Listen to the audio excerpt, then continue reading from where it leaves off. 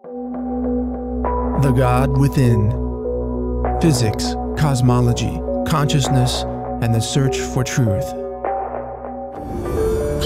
I've always admired physicists. They seek answers by asking questions of nature, and when they follow a rigorous scientific approach to the quest for knowledge, they refuse to be sidelined by dogma, personal belief, or trickery. Science, in its most pure form, is about the search for truth. I'm not referring to the bastardization of science by modern corporations which use the language of science to push a kind of intellectual tyranny involving for-profit GMOs, vaccines, and pharmaceuticals. I'm talking about pure, non-corporate driven science and the quest for human understanding. This search for human understanding has led me through a number of fascinating areas of study, but I've found the most fertile ground for exploration in the fields of quantum physics, the many worlds interpretation, and the study of consciousness. Along that path, I decided to read a book by famed physicist Stephen Hawking and co-author Leonard Mlodinow. As a fan of Hawking's work over the years, I relished the idea of reading his explanations of the theory of everything, the grand design, the invisible hand behind it all. What I found in his book, however, rather surprised me. On the very first page of the book, I found myself quite disappointed in the apparent lack of understanding of the universe from someone as intellectually capable as Hawking. As you'll soon see, his words reflect what can only be called the great failing of modern-day physics to address the meaning behind the math. Far too many mainstream physicists seem stuck in what can only be called the Newtonian era of consciousness. That is, they don't yet grasp the idea that consciousness exists at all. Keep listening and you'll see quotes about this directly from Hawking himself. Conventional physics is a lot like conventional medicine. Hawking's book, The Grand Design, did serve another useful purpose in my search for understanding.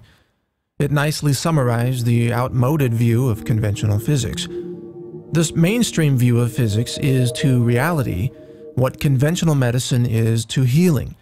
In other words, it has all the technical jargon but none of the soul, and so it misses the whole point.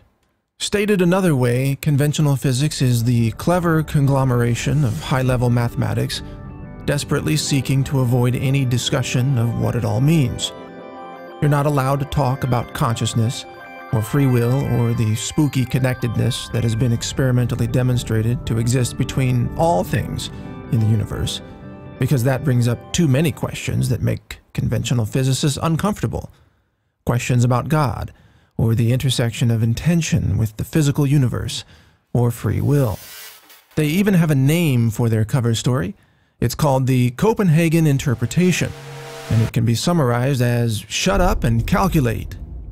The Copenhagen interpretation of quantum physics is essentially an intellectual security blanket under which physicists can focus on the narrow mathematics of their calculations without having to be bothered by the bigger questions that inevitably invoke the realm of philosophy. That's where Stephen Hawking's book begins, by the way. On page 1, he writes, "Philosophy is dead. Philosophy has not kept up with modern developments in science, particularly physics." Philosophy is dead? It's a stunning statement, not so much in its abruptness, but in its arrogance, which presumes that philosophy's success can only be measured by the degree to which it keeps up with physics. Conventional physicists, it turns out, largely believe that physics alone can explain everything. The grand design, as it goes, will become apparent if we can only work out the math. The mystery of being will be understood through the study of subatomic particles and the tiny fractions of moments that unfurled immediately after the Big Bang. One chapter in Hawking's book is actually named The Theory of Everything. Really? Everything? Not just physics stuff, but everything else, too? I find that a bit hard to believe, given that a typical quantum physicist probably doesn't even know what's in a hot dog, much less the entire universe. But please excuse my attempt at humor. Just so you know I'm taking this seriously, let's consider the definition of physics itself. The Collins English Dictionary defines physics as the branch of science concerned with the properties of matter and energy and the relationships between them. It is based on mathematics and traditionally includes mechanics, optics, electricity, and magnetism, acoustics, and heat. There is no dictionary that defines physics as the study of all that is. I've checked. The very idea that physics accounts for everything actually seems, well, a bit arrogant. But that's not new in the field of physics either. Top physicists have a long history of thinking they had it all figured out. "There is nothing new to be discovered in physics now," uttered Lord Kelvin in 1894. He continued, "All that remains is more and more precise measurement." The God particle isn't a particle. Stephen Hawking is a brilliant man in his field and probably a very sincere and well-meaning human being on top of that, but as brilliant as he may be in the world of physics, he has misunderstood the boundaries of one particular approach to the search for truth. To say philosophy is dead is to disavow the big questions philosophy seeks to answer, questions that cannot be asked through the study of physics alone. What is consciousness? Is there a God? What happens after death? How do we know what we know? What does it mean to exist? Can love be measured? How does consciousness interact with matter and energy? For what purpose, if any, are we here? Are these questions now considered so unimportant that the entire branch of knowledge-seeking under which they appear is to be discarded by conventional physicists? Or is it that physicists believe firing up the nearest super collider will magically reveal their desperately sought God particle, which will answer all the questions for them? The Copenhagen interpretation, remember, provides a convenient exit for avoiding tackling these questions at all. Shut up and calculate, but don't ask anything too spooky. The fact that the ever so mysterious God particle is even named the God particle is, by itself, an enlightening commentary on the disappointing degree of delusion now running rampant through the conventional physics community. The God particle name is wrong on both counts. It isn't God, and it's not even a particle. In fact, the branch of physics known as particle physics doesn't study particles at all, as any practical physicist will readily admit. Every time they look for particles, they only see vibrating waves of energy, or flickering hints of structured probability waves that vanish in billionths of a second. What does seem to be found behind the curtain of so-called particle physics is, to the great surprise of many scientists, the ever-mysterious issue of consciousness. Consciousness is what appears to collapse waves of probability into seemingly real particles in our seemingly real world. Without consciousness, the observer, there's nothing to translate the apparent laws of physics into observable, testable events in the first place. And at a deeper level, there is exciting evidence now emerging which hints that consciousness is physics, in a way similar to E equals mc squared, which of course explains that energy is matter, just in a different form. What becomes increasingly clear in all this is that physics cannot be fully explained without taking consciousness into consideration. And that's a rabbit hole most conventional physicists don't wish to explore, at least not when their careers and academic reputations are on the line. We are all just robots. Stephen Hawking does not believe in consciousness, nor free will. He quite literally believes we are all just deterministic robot machines who behave as if we were biological puppets, driven by predictable and mechanistic biochemical impulses. Here's what he says. Though we feel that we can choose what we do, our understanding of the molecular basis of biology shows that biological processes are governed by the laws of physics and chemistry, and therefore are as determined as the orbits of the planets. Recent experiments in neuroscience support the view that it is our physical brain, following the known laws of science that determines our actions, and not some agency that exists outside those laws. And there you have it. Hawking stating that he utterly denies the existence of the mind, or consciousness, or a connection with spirit, or anything other than the deterministic clockwork of biochemical determinism that he calls our brain. Hawking is not alone in this bizarre belief. Of course, the vast majority of conventional scientists and physicists also believe that human beings are mere biochemical robots with no souls, no consciousness, and no free will.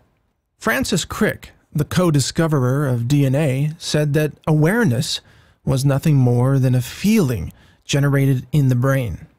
He says, "You, your joys and sorrows, your memories and your ambitions, your sense of personal identity and free will, are in fact no more than the behavior of a vast assembly of nerve cells and their associated molecules." He wrote that in his book, The Astonishing Hypothesis. But if Hawking and Crick and most other conventional scientists believe that they themselves are biochemical robots with no souls and no free will, then who do they believe wrote their books? Was Hawking's grand design book merely a spontaneous regurgitation of neurological ricochets cascading through his head without any intention behind them? And if so, then the book must, by definition, be a mindless account of physics. Or more precisely, in writing that human beings are biochemical robots, Hawking hasn't merely lost his mind, he never believed he had one to begin with. To call Hawking mindless is to agree with his own hypothesis. This isn't a verbal snipe at Hawking, by the way. It is a highly accurate description of his own beliefs, practically in his own words, as you will soon see. To further support the notion that human beings are all biochemical robots with no minds and no free will, he offers a rather faulty argument, saying the following.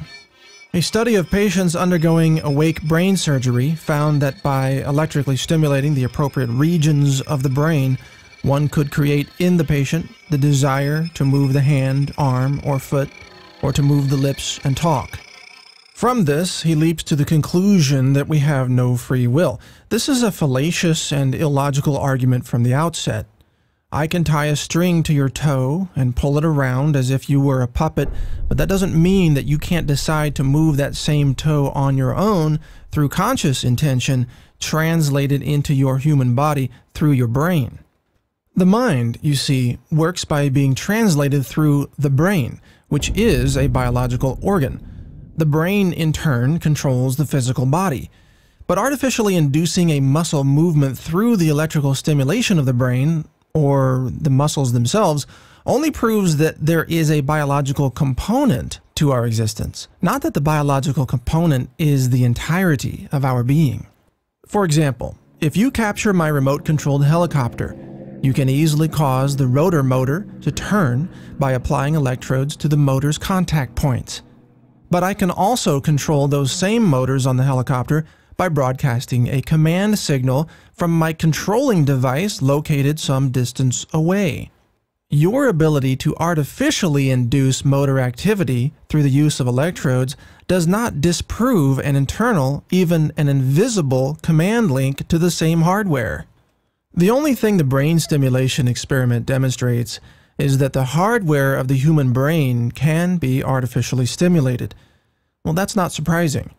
It says nothing about the software, or possibly even the computing cloud, that is also capable of driving that hardware through free will. By Hawking's argument, the fact that a doctor can hammer your knee and cause a literal knee-jerk reaction somehow bolsters the false belief that we have no consciousness or free will. It is a baseless argument. Lest you think I am misinterpreting Hawking's conclusion on this matter, he sums it all up nicely with this statement.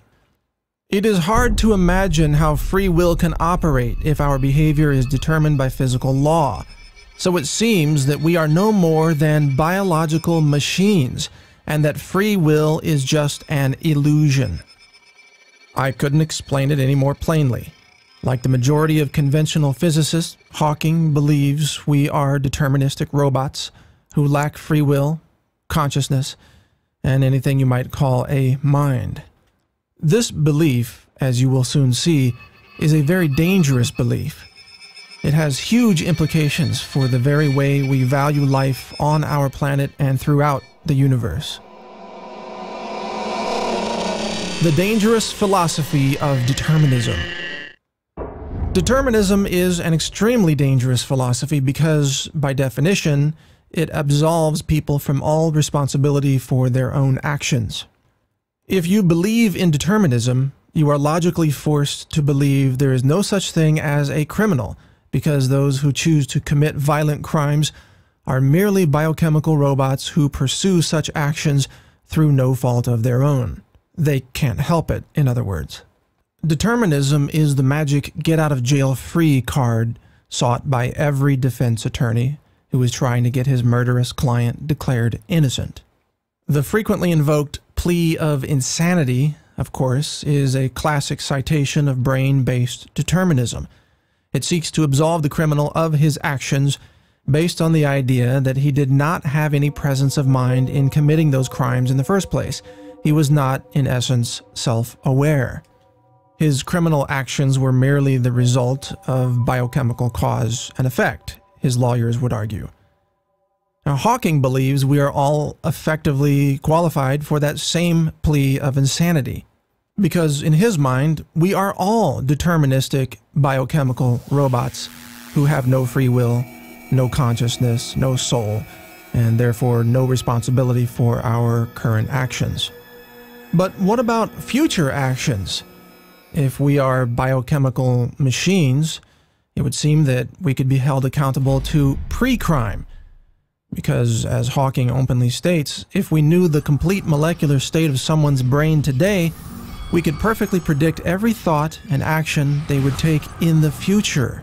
Thus, by accurately assessing someone's brain today, with a brain scan, for example, technology could pinpoint exactly who would commit a future act that would break society's laws.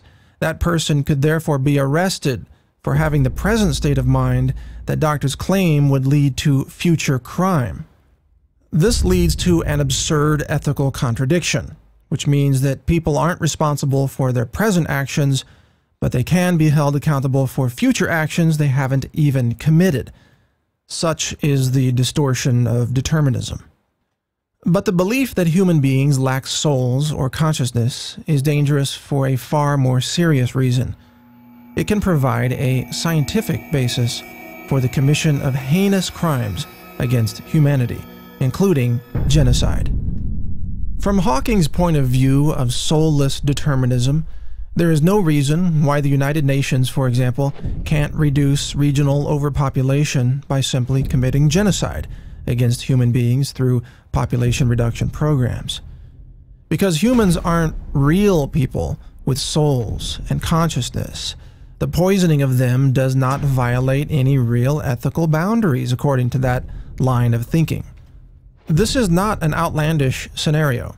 Currently, the United States Department of Agriculture, the USDA, operates a mass avian euthanasia program in the United States called Bye Bye Blackbird. Under that program, the USDA poisons literally millions of birds each year and engages in the routine extermination of cougars, falcons, owls, foxes, beavers, wild pigs, and other animals. This is all carried out under the presumption that animals have no consciousness and thus murdering them is of no ethical consequence. If the United States government already engages in the murderous management of animal species that it perceives as becoming too populous, then by extension, the same approach to managing human populations would quite easily be justified under a philosophical belief that human beings are mere biological animals too.